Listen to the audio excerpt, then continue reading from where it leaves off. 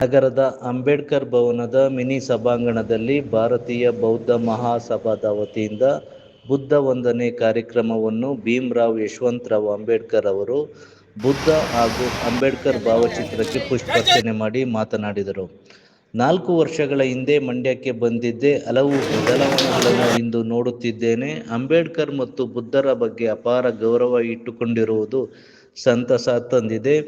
ಬುದ್ಧ ಧರ್ಮದ ಬಗ್ಗೆ ತಿಳಿದುಕೊಳ್ಳುವ ಮೂಲಕ ಅದರ ತತ್ವಗಳನ್ನು ಪಾಲಿಸಬೇಕು. 2027 ಜನವರಿಯಲ್ಲಿ ನಡೆಯುವ ಜನಗಣತಿಯಲ್ಲಿ ಬೌದ್ಧರು ಎಂದು ನಮೂದಿಸಿ ಮಹಾರಾಷ್ಟ್ರದಲ್ಲಿ 60 ಲಕ್ಷದಷ್ಟು ಬೌದ್ಧ ಜನಾಂಗದವರು ಇದ್ದಾರೆ ಎಂದರು.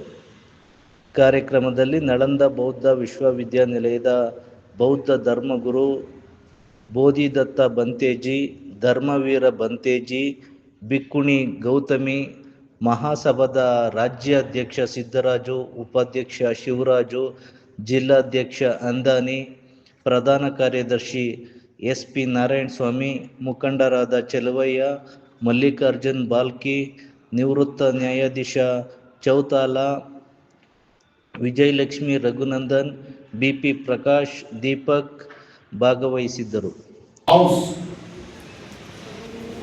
You have to show that in the religious scholar, our religious is the Buddha Dhamma, and caste scholar is there. You have to mention the caste also. Now there is another last column is the how many language you have know.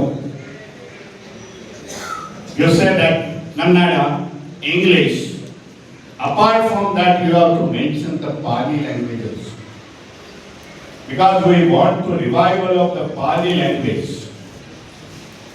We have to show that we are the Buddhist people. Our ancient language is the Pali language. All the Panchashil Trisarana in the Pali only. So you are not given any false statement to the government officers. This census we have to show that the Baba Sahib what he has started in 1956, revival of the Buddhism.